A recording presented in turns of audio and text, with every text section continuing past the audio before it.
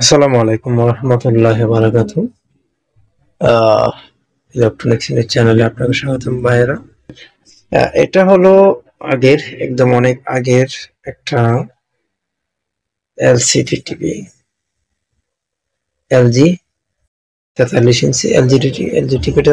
Customer বলছে এটা problem হলো ছবি সাউন্ডে সমস্যা। এটা এই স্মার্ট বক্স দিয়ে চালানো হয়। তো প্রথমে আমি এটা লাইন দিছি, পাওয়ার আসছে, স্টার্ট হয়েছে, তারপরে আবার কিছুক্ষণ পর চলে গেছে। মাঝে মাঝে পাওয়ার আসেও না। এটা হলো এটার সমস্যা। আর দ্বিতীয় হলো ছবি সাউন্ডের সমস্যা। তো চলুন কাজটা করি। কি কি সমস্যা আমরা শেয়ার করবো আপনাদের সাথে, ভিডিওটা দেখবেন সম্পূর্ণ। তো প্রিয় বন্ধুরা, আসলে টেলিভিশন ওপেন করছি, এটা দেখেন কতটা, আমি উপর থেকে ভিডিও করে দেখে কতগুলা বোর্ড লাগানো আছে। তো এখন যারা কাজ করেন তারা অনেকেই এরকম টেলিভিশন খুব একটা দেখেননি। আপনাদের পুরোটা দেখাই আমি। মোট 1 2 3 4, চারটা হলো মেন বোর্ড, চিকন বোর্ড একটা 5টা, আর এই সাইডে এটা হলো লাইটিং। এগুলো কিন্তু লাইটিং, এগুলো টিউবলাইট সিস্টেম, আবার রেবনও করছে। এটা হলো টিকন, আর এই বোর্ডটা হলো টিকন বোর্ড, এটাও টিকন বোর্ড। এটা হলো মানে প্যানেলের যে বোর্ডটা লাইনটা দেওয়া। তো আমরা দেখি, দেখেন এখানে পাওয়ার, এটা পাওয়ার বোর্ড, এটা হলো ইনভার্টার, এটা ইনভার্টার আরেকটা সেট, এটা মাদার বোর্ড। দেখেন এখানে ভোল্টেজ গুলো দেখেন, 11 volt, ground 12 volt, 5 volt, 5 volt and CNC, আরো কিছু ভোল্টেজ এদিকে আছে দেখেন। অন, ই, on standby, auto 5 volt, VS on, এই ধরনের কিছু ভোল্টেজ এখান থেকে চলছিল। তো জায়গাটা বেশি দরকার, আমি এখানে দাঁড়া করাতে পারছিলাম না। তো আমি এটাকে নামাইয়া চাইছিলাম আমি এই স্মার্ট বক্সটা লাইন দিয়ে নেট কানেকশন দিয়ে সাউন্ড ছবি দেখার জন্য। তো নিচে যখন আমি নামাই আবার এখানে লাইন দিলাম, তখন এটা আবার পাওয়ার চলে গেল। আমি আপনাদের দেখাই যে আবার এখন চলতেছে না অলরেডি। তো কি সমস্যা আমরা দেখি। দেখেন আমি এসি লাইন দিলাম, এসি লাইন পাই। তো সমস্যা হলো এখানে কিন্তু এটা মাঝে মাঝে লুজ করে, ঠিক আছে। তো আমরা বোর্ডটা খুলি, একা ভিডিও করতেছি তো, যার জন্য একা করতে হয়, একটু স্কিপ করে করে দেখাচ্ছি। হ্যাঁ, দেখবেন, বুঝিয়ে বলবো, সমাধান হলে সমস্যা নেই। মাদারবোর্ড পাওয়ারের বোর্ডটা খুলে নিলাম। তো এখানে দেখেন কত হেভি ভাবে তৈরি করছে এটাকে। এটা শুধু এই যে ইনভার্টার সেটটি দেখেন কতটা হেভি করছে, এবং এখানে অনেকগুলো মসফেট ব্যবহার করছে। আর ওখানে কোনো কন্ট্রোলিং আইসি টাইসি ব্যবহার করে না। এখানে আবার ইনভার্টারের কন্ট্রোলিংটা কিন্তু আবার এখান থেকে দিছে। টোটাল পাওয়ারের ভোল্টেজ ইনভার্টার কন্ট্রোল এখান থেকে। আর এটা শুধু লাইটিং এর জন্য এত কিছু ওনারা আগের টেলিভিশনগুলো দেখেন কতটা হেভি ভাবে তৈরি করছে, লংজিভিটি কেন হবে না দেখেন।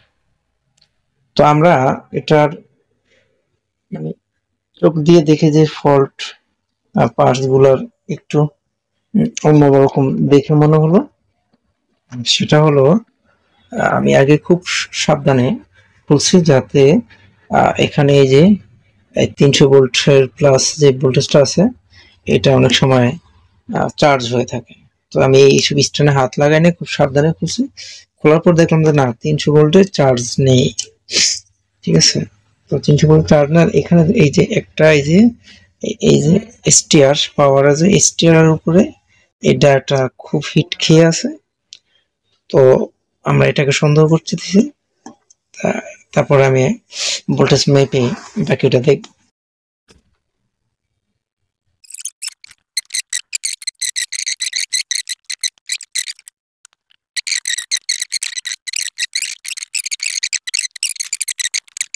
তার মানে যেটা বলতেছিলাম যে আপনি প্রথমে দেখবেন যে বেসিক কি সমস্যাটা আছে, তারপরে অ্যাডভান্সের চিন্তা, অ্যাডভান্স কি সমস্যা, আগে বেসিকটা দেখে নেবেন।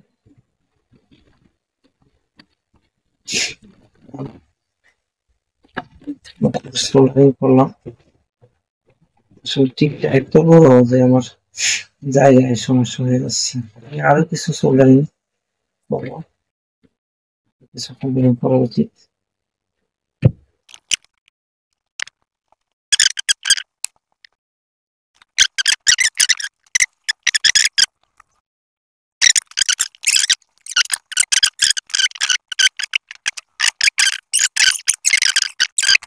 আমাদের কাজটা ইনশাআল্লাহ অবশেষে হয়েছে,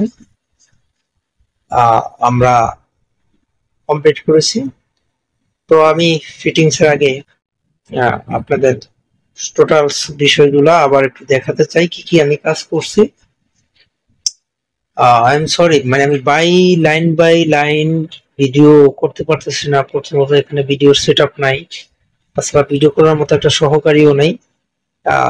তো এই জন্য আমায় ক্ষমা করবেন। আমি আগামীতে চেষ্টা করব এমন কোনো ক্যাম্প ব্যবহার করতে যাতে আমার শরীরের সাথে সাথে ভিডিওটা হয়ে যায়, মানে দেহের সাথে কোনো একটা ফিটিংস এর ব্যবস্থা আমি করব। দেখি সেটা সেরকম কিছু পাই কিনা, সেটা পরে দেখা যাবে। তো আপনাদের জন্য আমি যে বিষয়গুলা, যে আমি প্রথমে কি পাইছি এবং আমি টোটাল একটা রিভিশন দিয়ে আমি আপনাদের ছবি সাউন্ড দেখে এটা ফিটিং করব। তো আমি কি পাইলাম, প্রথমত এটা কাস্টমার যখন নিয়ে আসলো উনি বললো যে ছবি সাউন্ড আসে না, এবং উনি এটা সচরাচর ডিশ লাইন দিয়ে দেখে না। আর আমার এই এখানেও ডিশ নেই, এটা নেট আছে, ডিশের লাইন আমাদের আরেকটা দোকান আছে সেখানে আছে পাশেই একটু ফাঁকে। তো উনি যেহেতু সেটআপ, এই যে এই সেটআপ বক্সটা দিয়ে উনি চালায়, এটা হলো সেটআপ বক্সটা হলো আপনার মানে নেটের সেটআপ বক্স বা অনেকে স্মার্ট বক্স বলে, এই স্মার্ট বক্স দ্বারা চলে। তো উনি বললেন আমাকে যে আমার এটা নেট চলে না ঠিক মতো, আর দ্বিতীয় হলো সাউন্ডের সমস্যা, আর মাঝে মাঝে পাওয়ার আসে না।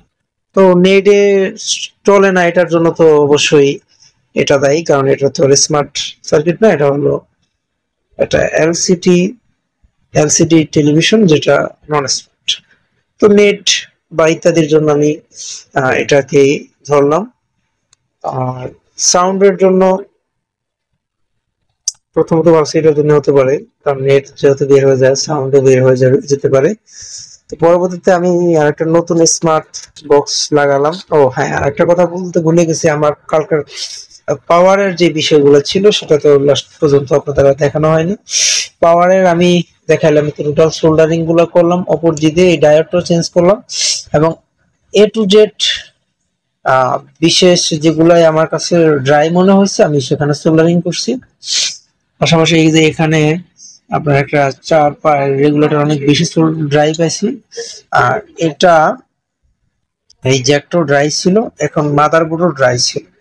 তো এখানে একটা মুখ্য বিষয় হলো, এটা যদি সেক্টর থেকে পাওয়ার দেওয়ার সাথে সাথে 5 ভোল্ট দেবে, সেটা মাদারবোর্ডে যাবে। মাদারবোর্ড এখান থেকে একটা অ্যানাবল ভোল্টেজ এখানে দিলে বাকি বড় যে 15 ভোল্ট, এখানে 17 ভোল্ট আবার 12 ভোল্ট ব্যবহার করছে, ওগুলা দ্বারা মাদারবোর্ড টোটালি রান হয়।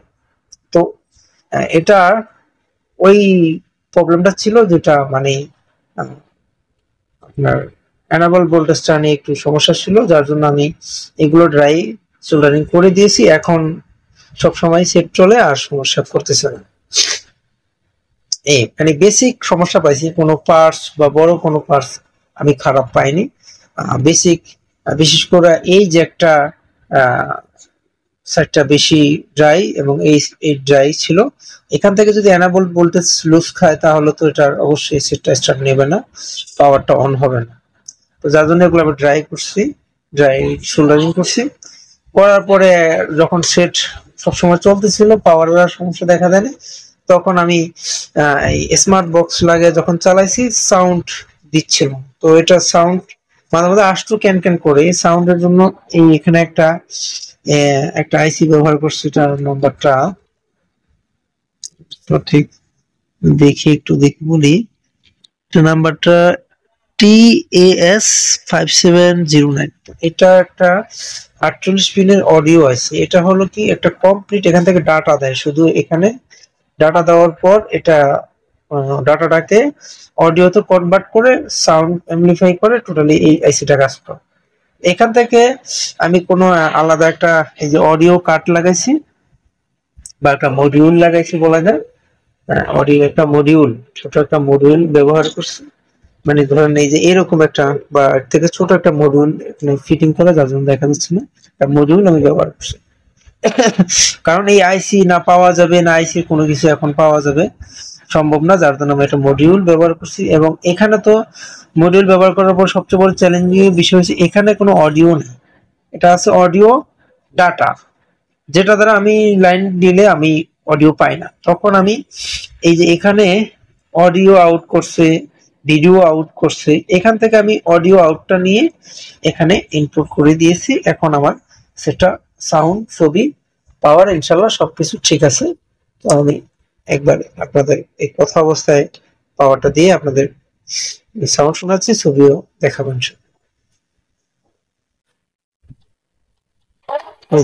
চলতেছে, শব্দ পাইতেছেন এবং জানি না কতটুকু দেখতেছেন, এই যে ছবি চলে।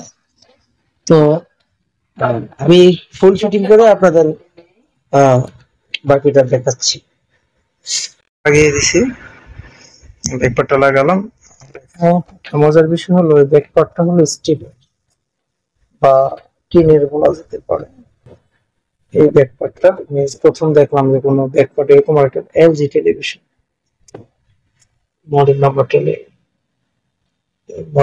দেখানোর আমরা আমিরুর পলক কিনি, এটা 42 PQ200Z, তার এটা 42 ইঞ্চি টেলিভিশন 43। তো আমরা ঘুরিয়ে লাইন দিয়ে দেখি কি অবস্থা।